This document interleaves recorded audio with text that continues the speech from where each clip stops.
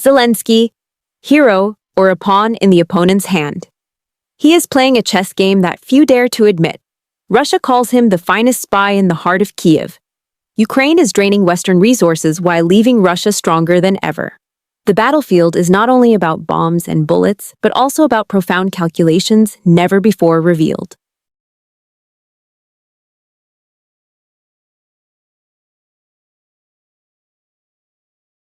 Who is the real victor? Who is controlling this game? The answer may force you to rethink everything you have ever known about the Ukraine war. Let me take you to uncover the truth behind Zelensky's missions that few dare to speak of. This past June, Ukraine declared it could not make the scheduled payment on a $2.6 billion USD bond.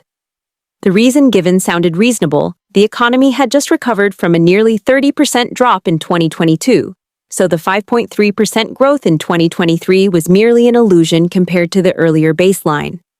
But the problem lies in the fact that this debt is tied to GDP warrants, a mechanism that forces the borrowing nation to pay more if its growth surpasses a certain threshold.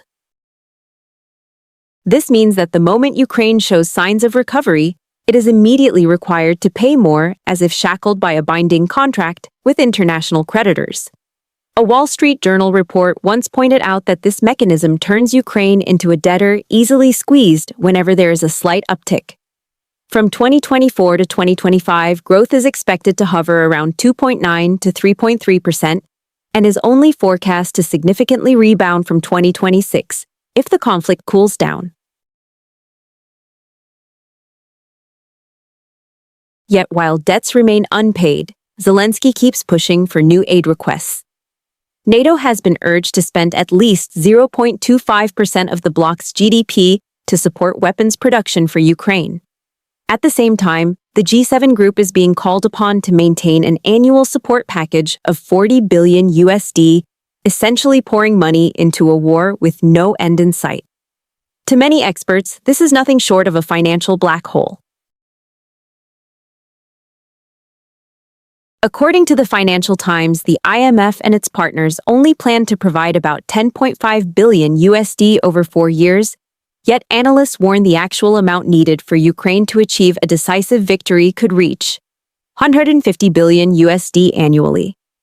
This gap shows that Zelensky is not only asking for aid, but is also applying constant political pressure on Western governments, forcing them to choose between withdrawal and greater financial commitments.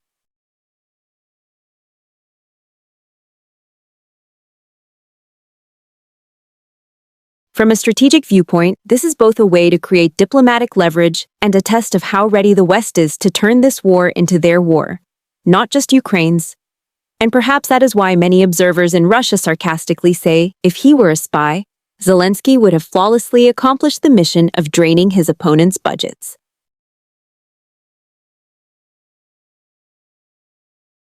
According to financial market data, the ruble has had a 7-month streak of gains.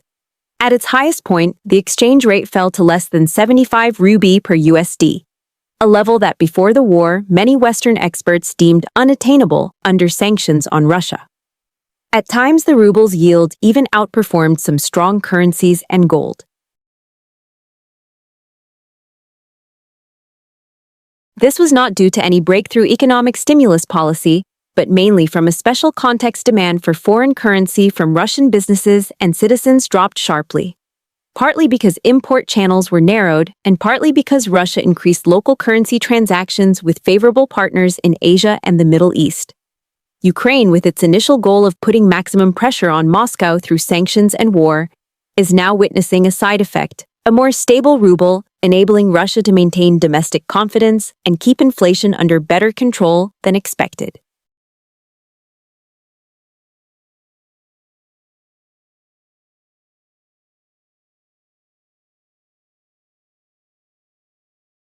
Some Western analysts even warn that if this trend continues, Russia will have more financial room to prolong its military campaign.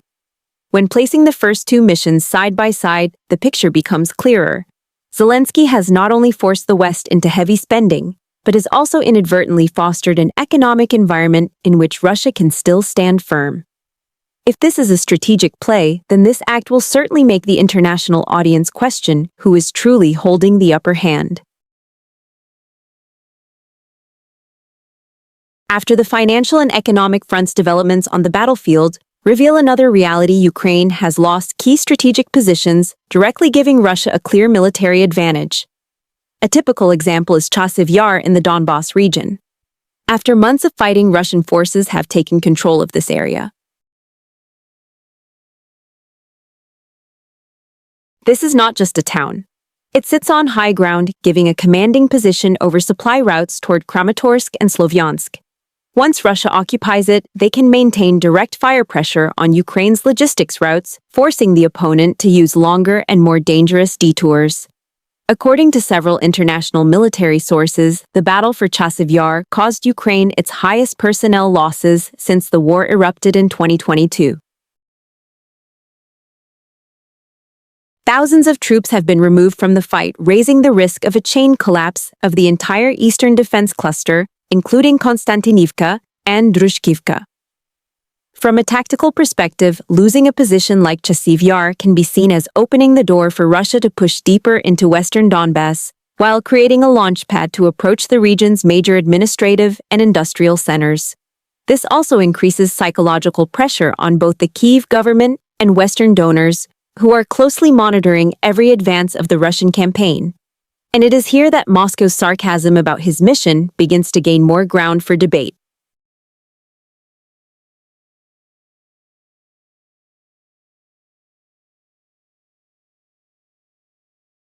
In the global energy landscape of recent years, Europe has become one of the epicenters of a price and supply shock.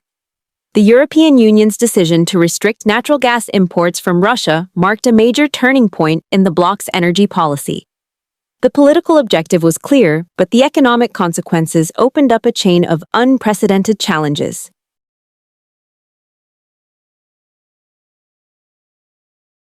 Without the cheap and stable supply from Russia, many member states were forced to seek alternatives.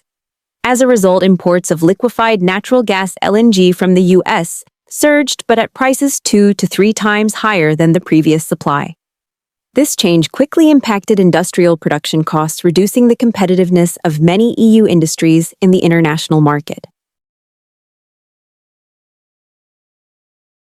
These impacts are not only present in economic reports, but also directly affect daily life. Images of households cutting back on energy consumption, even returning to traditional solutions like heating with firewood or saving by taking cold showers, have become symbols of a period of basic living crisis in the EU's recent history. The problem the EU must solve now lies not only in diversifying supply sources, but also in balancing political objectives with the need for economic and social stability. Can the bloc find a sustainable model that ensures energy independence while preserving its competitive edge? The answer remains ahead and will continue to be a hot topic in the coming time.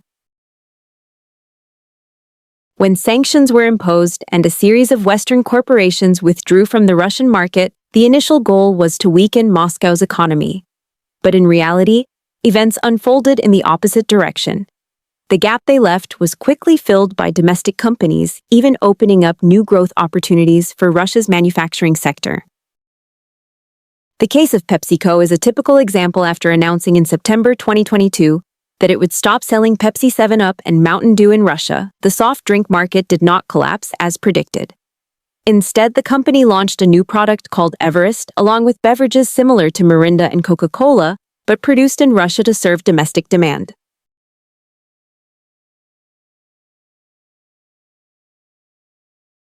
In 2023 alone, the revenue of PepsiCo's Russian subsidiaries' food and beverage operations increased by 12% and 10% respectively, despite the sanctions context. Not only in beverages, but many other sectors, from food and clothing to light industry, also witnessed a wave of replacing foreign brands with domestic products. The Russian government has encouraged this trend with tax incentives and preferential credit policies for local manufacturers. In the long term, this process could reshape consumer behavior and brand habits in Russia, making the return of international companies, if it happens, much more difficult. This is one of the strategic consequences rarely mentioned, but with far-reaching impacts on both the economy and trade politics. Instead of collapsing Russia's economy, the West has inadvertently stimulated a self-sufficiency process that Moscow has wanted to promote for many years. And if this is seen as part of the mission Russia expected from its opponent, then this development certainly falls into the category of unexpected successes. From the very first months of the war, Zelensky applied the tactic of continuously pressuring allies to maintain the flow of military aid. The consistent argument used: if the West stops supplying weapons, Ukraine will collapse and Russia will advance further west, even threatening NATO territory. Reports from Kyiv have repeatedly emphasized the severe infrastructure damage, for example 65% of the energy system destroyed by mid-2024, and the near-total dependence on external supplies of weapons and ammunition. At international conferences, estimated economic losses in the trillions of USD and reconstruction timelines, stretching over a decade, were presented to reinforce the argument that aid could not be interrupted. However, when Western support began to slow due to internal political and financial pressures, Kyiv unexpectedly revealed another reality. Ukraine's defense industry had been able to meet about 60% of the military's equipment needs. This message contradicted the earlier image of a country completely dependent on aid.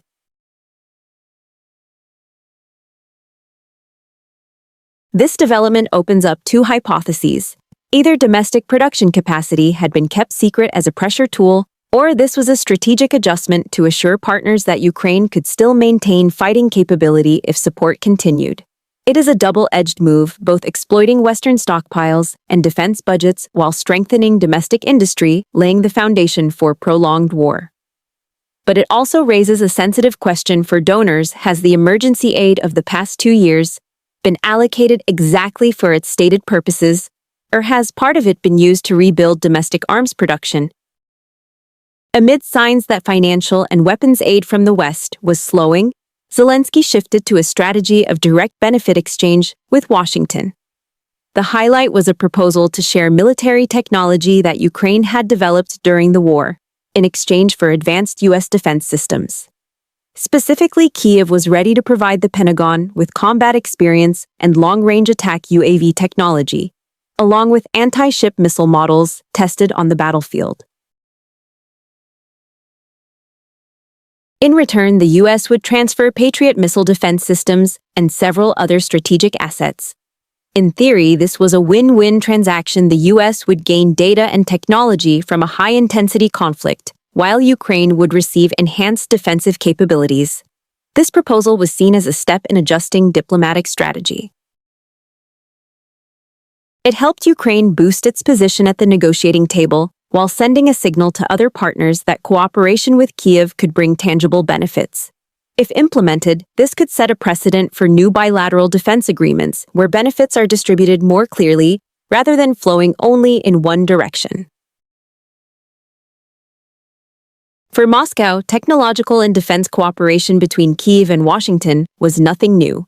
But the increase in scale and specificity of such deals indicated that the conflict would remain at a high level of tension. And for the West, it was also a reminder that Ukraine was ready to use every remaining resource to keep itself at the center of U.S. strategic focus. While Ukraine continues to seek sustained aid and international backing, a worrying trend is gradually emerging in Europe. Some EU member states have begun scaling back their support commitments, shifting from substantial aid packages to symbolic statements or purely political endorsements. This shift is taking place as the European bloc faces multiple internal pressures, from inflation and high energy costs to budget constraints and other security priorities.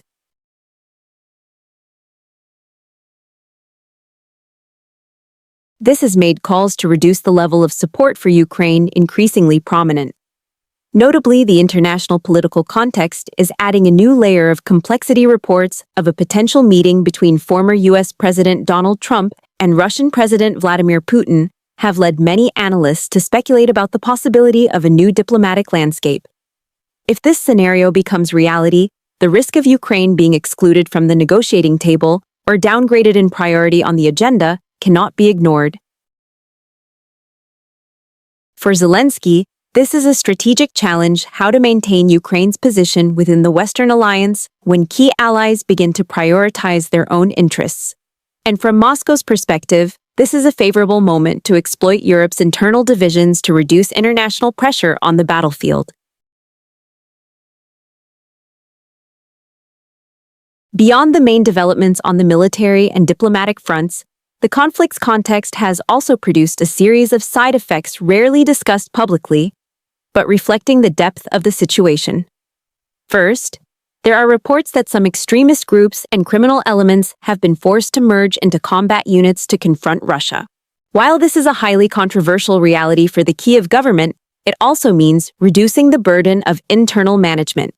In other words, resolving certain domestic security issues. In addition, the Ukrainian battlefield has become a real-world testing ground for many Western weapons. From a technical perspective, this is an opportunity for manufacturers to evaluate the performance of their products in actual combat conditions. However, from Russia's side, this inadvertently provides them with data and countermeasure experience, a valuable trove of information without the cost of research. Finally, the psychological and cultural impacts have also left their mark. Disappointment over prospects for cooperation with the West has led some artists and public figures to return to Russia. Although the numbers are small, this has become a symbolic image of a fracture in trust and subtle shifts in social psychology. Looking back at the entire chain of events, it's clear why Russian lawmakers sarcastically remarked that Zelensky has put Russia in its strongest position ever. While the statement is politically mocking, the reality on the ground shows many factors aligning with that view. In 3 years of war, Ukraine has drained both the financial and weapons stockpiles of the West, while allowing Russia to maintain relative economic stability, expand opportunities for domestic businesses, strengthen its position on the battlefield, and leverage energy trade advantages. On top of that are the side effects in society and information, from providing combat-tested weapons data to shifting the psychological balance inside Russia. For Kyiv, the ongoing attrition without a strategic breakthrough has made the country increasingly dependent on its allies' decisions. Meanwhile, the West is entering a stage of fatigue and division, while Moscow steadily maintains pressure both on the battlefield and in the diplomatic economic arena. Therefore, while calling Zelensky a super spy may be sarcasm, the fact that he has become the clown king in his own game, trapped in a war of attrition with no way out, is a reality hard to deny. And in that reality, the price paid is not only the West's money and weapons, but Ukraine's very future. Thank you for watching until the end. What do you think of this assessment? Can Ukraine still turn the tables in this complex war? Leave your thoughts below. I'd love to hear your perspective. Don't forget to hit like if you found the analysis useful and subscribe to the channel so you won't miss the next videos.